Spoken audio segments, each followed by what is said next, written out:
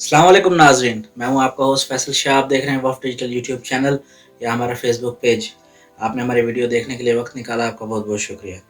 नाज़रीन, आज हम इस वीडियो में आपको बताएँगे बन्नू में पीडीएम का जलसा हुआ है, उस हवाले से वहाँ किस किस्म की नारेबाज़ी की गई है, उस हवाले से किस तरह से फ़ौज मुखालिफ बयानिया आम किया गया है, उस हवाले से। और हम आपको बताएँगे कि क्यों पाकिस्तान इंडिया के बॉर्डर पे जो फ़ेंस लगाई गई और पाकिस्तान अफ़गान बॉर्डर पे स्पेशली जो फ़ेंस लगाई गई, जो बाड़ लगाई गई, उससे किसको प्रॉब्लम है और क्यों लोग चाहते हैं कि वो हटे। तो हमारे साथ एंड तक बने रहिए। नाज़रीन, पीडीएम का जलसा हुआ है बन्नू में, जिसकी सदारत जो है वो मौलाना फजल रहमान साहब ने की थी। लेकिन इस जलसे में एक बड़ी अजीब-सी बात ये थी कि ना इसमें पीपल्स पार्टी मौजूद थी और ना ही उसमें मरियम नवाज़ मौजूद थी। यानी ना पीएमएलएन मौजूद थी और ना ही बिलावल मौजूद थे। ना ही उनकी पार्टी का कोई उसमें बंदा मौजूद था। तो क्योंकि जैसे हम आपको ऑलरेडी बता चुके हैं कि इन लोगों ने ऑलरेडी फ़ैसला कर लिया है कि ये सेनेट इलेक्शन में हिस्सा लेंगे और उसके बाद जो ज़मनी इंतख़ाबात हैं उसमें भी हिस्सा लेंगे और फिर इन हाउस तब्दीली की तरफ जाने का सोच रहे हैं ये लोग।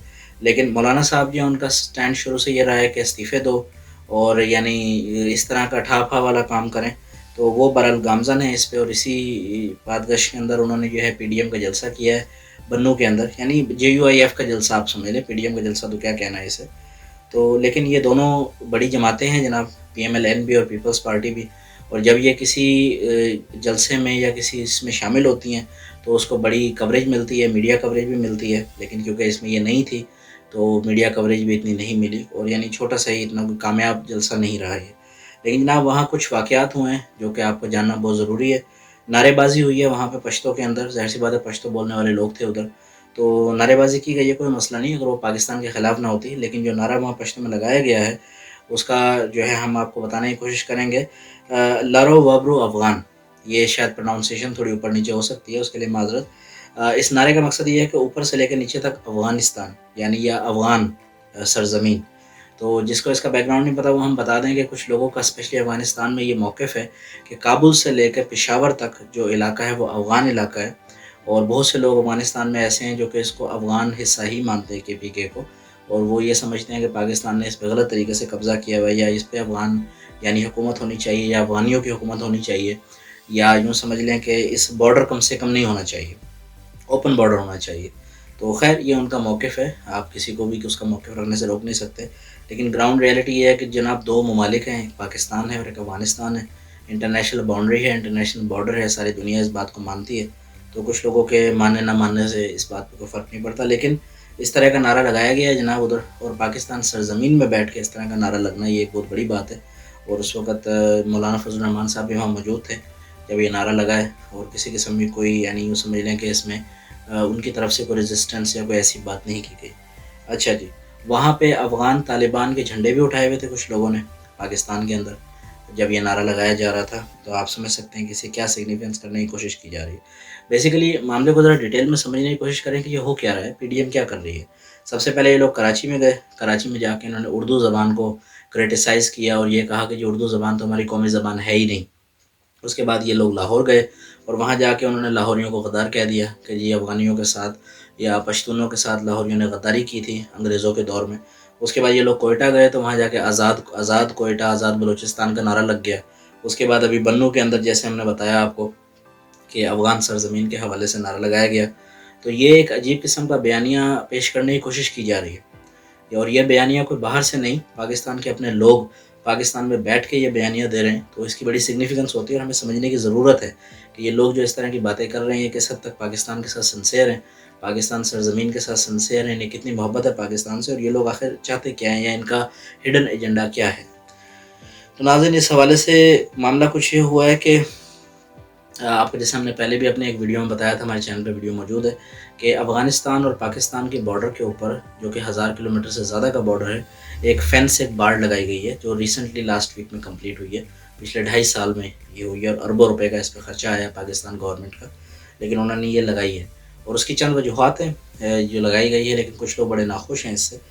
स्पेशली जब ये बाड़ नहीं थी यानी जब ये ओपन था बॉर्डर सारा, तो अफ़गानिस्तान से पाकिस्तान में और पाकिस्तान से अफ़गानिस्तान में इल्लीगल ट्रेड होता था, यानी यूँ समझ लें कि स्मगलिंग होती थी।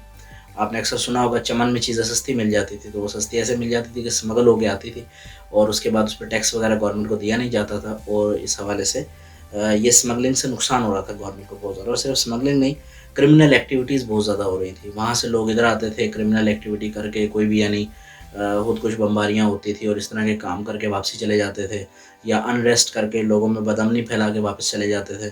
تو یہ باڑ لگنے سے یہ تو سلسلہ رک گیا جناب. اس کے بعد انڈیا جو ہے بڑا انہیپی ہے اس حوالے سے، کیونکہ انڈیا نے پاکستان بارڈر کے قریب 4 سے 5 اپنے قونصل خانے ادھر بنائے ہوئے ہیں، یعنی ایمبیسیاں بنائی ہوئی ہیں. نام کی تو وہ ایمبیسیاں ہیں، لیکن وہاں لوگوں کو ٹرین کیا جاتا ہے پاکستان کے خلاف. پھر اس بارڈر کے ذریعے ان کو کے پی اور بلوچستان کے علاقوں میں بھیجا جاتا تھا، یعنی تخریب کاری کرنے کے لیے. تو یہ بارڈر لگنے کے بعد، باڑ لگنے کے بعد یہ چیز بھی بہت مشکل ہو گئی ہے، آلموسٹ امپاسبل ہو گئی ہے. تو انڈیا بڑا انہیپی ہے اس سے. اور اس کے بعد مولانا صاحب جو ہیں انہوں نے ایک بڑا عجیب سا بیان دیا ہے، جو کہ ہم آپ کو بتانا چاہیں گے. انہوں نے کیا کہا ہے؟ انہوں نے کہا جی آرمی جو ہے، یعنی پاکستان آرمی جان بوجھ کے ان علاقوں میں امن نہیں چاہتی، اور وہ امن نہیں کرتے.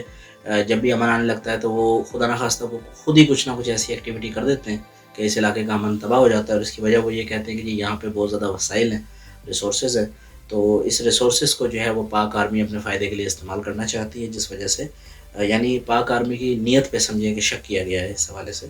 اوپر نعرہ لگ گیا، اسی کے اندر پھر پاک آرمی کے خلاف اس طریقے کی باتیں کی جا رہی ہیں. تو آپ اندازہ لگا سکتے ہیں کہ بیانیہ کس طرف لے کے جایا جا رہا ہے.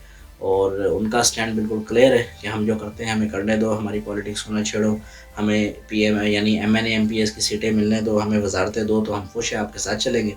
تو جیسے مشرف کے ساتھ بھی یہ چلتے رہے مولانا صاحب اس کی ڈکٹیٹرشپ کے دوران بھی، لیکن اگر ہمارے ساتھ اس طرح کا کام نہ ہوا اور ہمیں فیسیلیٹیٹ نہ کیا گیا تو پھر ہم آپ کے خلاف ہیں. تو ناظرین یہ ہے اب تک کی اسٹوری میں اپڈیٹ. جیسے کچھ اگر پروگریس ہوتی ہے ہم آپ کو فردر بتائیں گے.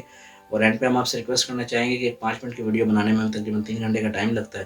جب آپ کی طرف سے ہمیں کوئی لائک ملتا ہے، کمنٹ ملتا ہے یا شیئر ملتا ہے تو ہمیں بہت اپریسیشن ملتی ہے، اور ہمیں لگتا ہے کہ ہماری محنت جو ہے وہ رائے گاہ نہیں گئی.